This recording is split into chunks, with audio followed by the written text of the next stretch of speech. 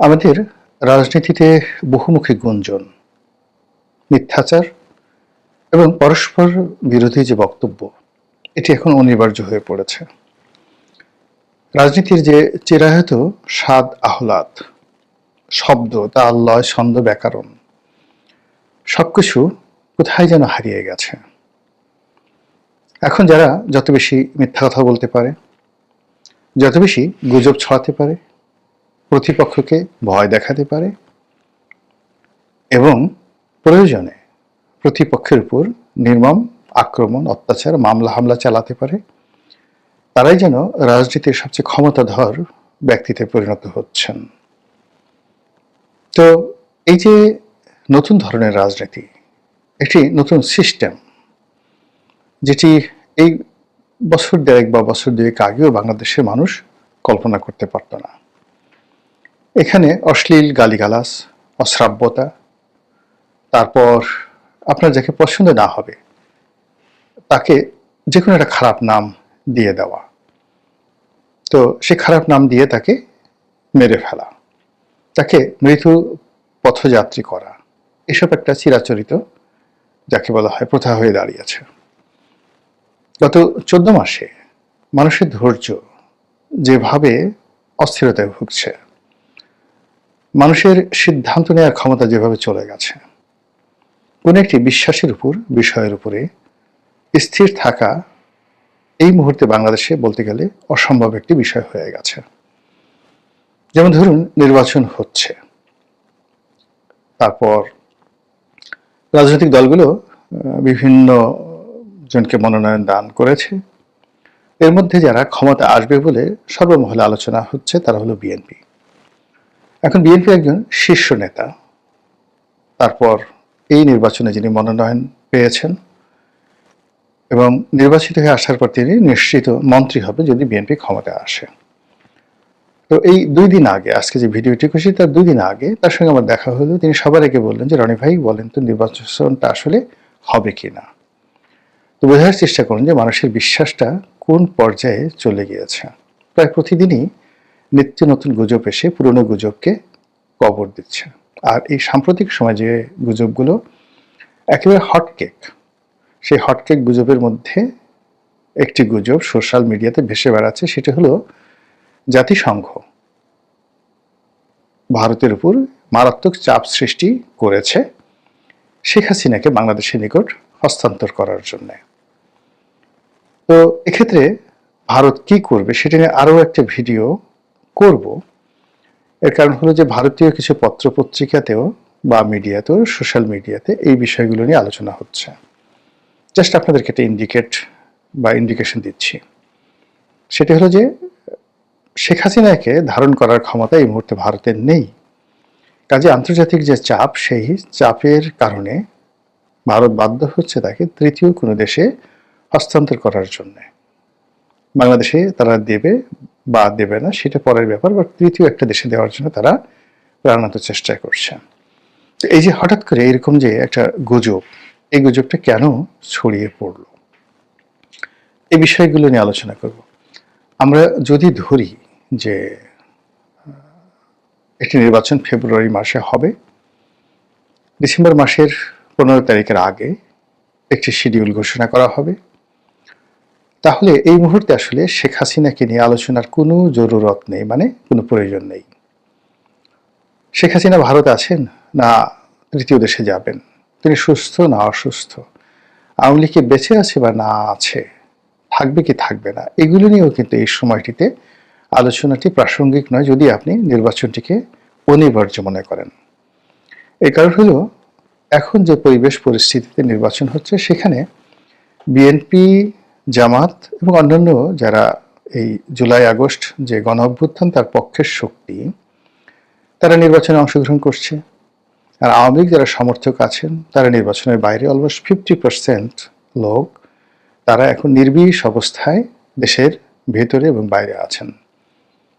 নির্বাচনকে বাধা দেওয়ার কোনো ক্ষমতা তাদের নেই, এটাই বাস্তব। তারা ফুসফাস করতে পারবেন, গালাগাল করতে পারবেন, ভয় দেখাতে পারবেন, আতঙ্ক ছড়াতে পারবেন, কিন্তু কোনো একটা বিষয় কন্টিনিউয়াসলি সাস্টেইন করার মতো তাদের যে শক্তিমত্তা নেই, এটি আমরা গত এই ১.৫-২ মাসে দেখতে পেরেছি। আওয়ামী লীগ প্রচণ্ডভাবে ঘুরে দাঁড়ানোর চেষ্টা করেছিল। অনেকগুলো ঝটিকা মিছিল হয়েছিল, ছাত্রলীগের ঝটিকা মিছিল, আওয়ামী লীগের ঝটিকা মিছিল, তারপর বেশ কিছু জ্বালাও পোড়াও হয়েছিল। তারপরে হরতাল, আরও কি যেন তারা ডাকার চেষ্টা করেছিল শেখ হাসিনার বিরুদ্ধে যে রায় হবে সেই রায়কে ঠেকিয়ে দেওয়ার জন্যে।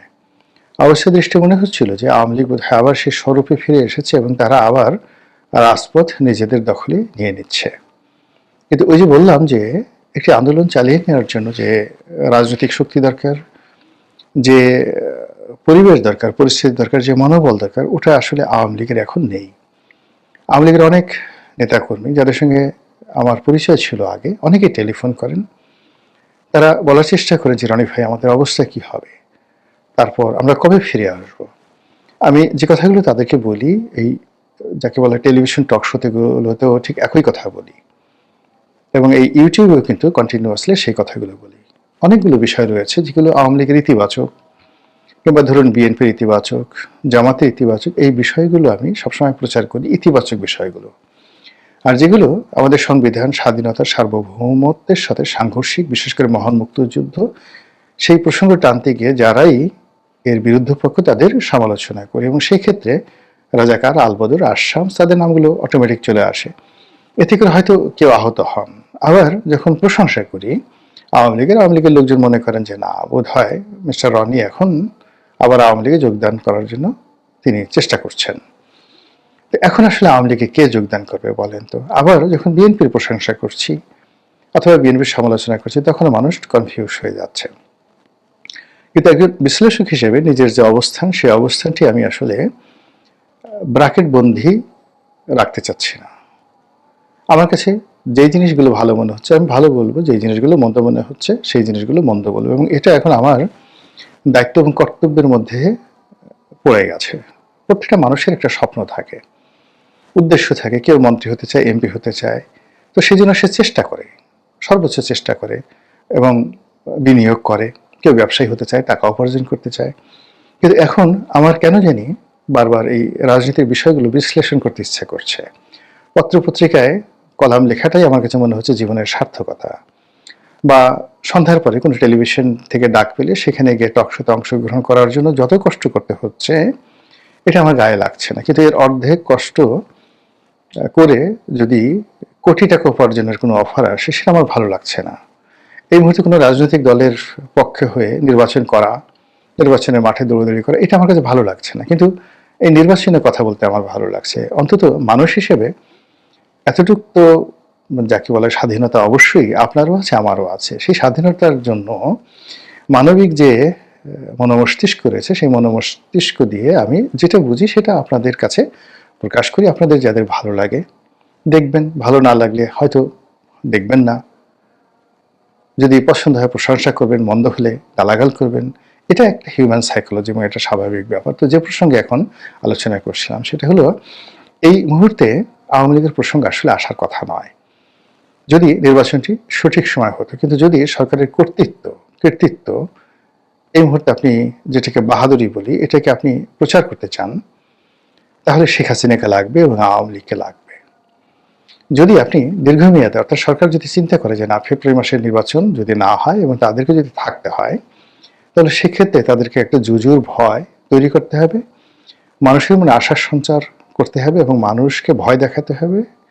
একই সঙ্গে সরকারের যে শক্তি সামর্থ্য রয়েছে সেটা প্রমাণ করতে হবে। এই জন্য সরকার যারা পরিচালনা করে তাদেরকে সাহায্য করার ক্ষেত্রে অনেকগুলো রাষ্ট্রীয় অর্গান থাকে, যে অর্গানগুলো অর্থ বিনিয়োগ করে, তারপর বিভিন্ন লোক নিয়োগ করে, দেশি বিদেশি এজেন্ট নিয়োগ করে, সাংবাদিকদেরকে ম্যানেজ করে, তারপর আন্তর্জাতিক বিভিন্ন সংস্থাকে ম্যানেজ করে নিজেদের যে অভিষ্ট লক্ষ্য, সেই লক্ষ্য পৌঁছানোর চেষ্টা করে। আশা করি আপনারা বুঝতে পেরেছেন। এবং সেই কারণে শেখ হাসিনাকে নিয়ে অদ্ভুত সব খবর ইদানিংকালে সামনে আসছে, এবং এই খবরের মধ্যে অন্যতম একটি খবর হলো জাতিসংঘ ভারতকে চাপ দিচ্ছে যে শেখ হাসিনাকে অবিলম্বে বাংলাদেশে প্রত্যার্পণ করতে হবে। কেন? বাংলাদেশের সঙ্গে ভারতের একটি প্রত্যার্পণ চুক্তি রয়েছে। এখন শেখ হাসিনা যারা পক্ষে লোক তারা বলার চেষ্টা করছে যে এই প্রত্যর্পণ যে চুক্তি, সেই চুক্তির অনেকগুলো ধারা আছে, তার মধ্যে 7 নম্বর ধারা, আর্টিকেল 7, সেই ধারাটি হলো যে এই প্রত্যাবর্তন চুক্তির আওতায় যাকে প্রত্যর্পণ করা হবে তার ব্যাপারে ভারতের যদি সন্দেহ থাকে যে এই লোকটির প্রতি অবিচার করা হবে, তাহলে সেক্ষেত্রে ভারত তাকে প্রত্যর্পণ নাও করতে পারে। অথবা ভারত যদি মনে করে যে এই লোকটির বা এই বন্দির বা এই প্রত্যর্পণকৃত ব্যক্তির ন্যায় বিচার নিশ্চিত হবে না, মানবাধিকার লঙ্ঘিত হবে, অথবা ভারতের যে নিজস্ব safety and security, social security, এটা বিনষ্ট হবে, তাহলে ভারত এই প্রত্যর্পণ চুক্তি অনুযায়ী কাউকে প্রত্যর্পণ করতে বাধ্য নয়। কিন্তু এই কথা ওই চুক্তিতে লেখা থাকলেও যারা এই মুহূর্তে কুয়াত দেখাতে চাচ্ছেন, শক্তিমত্তা দেখাতে চাচ্ছেন, তাদের বক্তব্য হলো জাতিসংঘ অনেক শক্তিশালী, তারা ভারতকে যে কথা বলবে সেই কথা ভারত শুনতে বাধ্য। কেন বাধ্য? এর কারণ হলো যে পারস্পরিক দুটো দেশ, সেই দুটো দেশের একটি দেশের স্বাধীনতার সার্বভৌমত্বকে জাতিসংঘ মর্যাদা দেয়। কাজেই বাংলাদেশের স্বাধীনতা এবং সার্বভৌমত্ব, দেশের আইন শৃঙ্খলা থেকে শুরু করে দেশের পুলিশ বাহিনী, বিচার ব্যবস্থা, সব কিছুকে জাতিসংঘ মর্যাদা দেয়। বাংলাদেশ পুলিশের কোনো যদি ওয়ারেন্ট থাকে, সেই ওয়ারেন্ট আন্তর্জাতিক অঙ্গনে কার্যকর করার জন্য ইন্টারপোল, ইন্টারন্যাশনাল পুলিশ যেটি রয়েছে, সেই তাদের হেডকোয়ার্টার, সেখানে পাঠিয়ে এ সকল ওয়ারেন্ট কার্যকর করা হয়।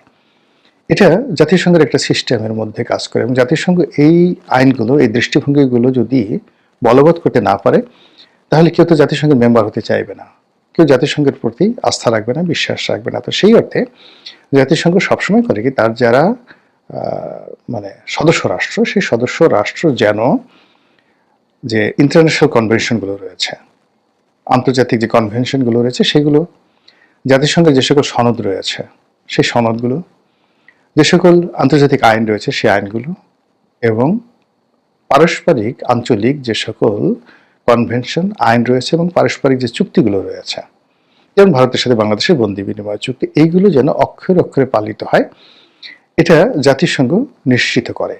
এবং তারই প্রেক্ষিতে তারা ভারতকে চাপ দিচ্ছে যেন শেখ হাসিনাকে বাংলাদেশে প্রত্যার্পণ করা হয়। অসাধারণ যুক্তি, এই যুক্তি আপনি অস্বীকার করতে পারবেন না।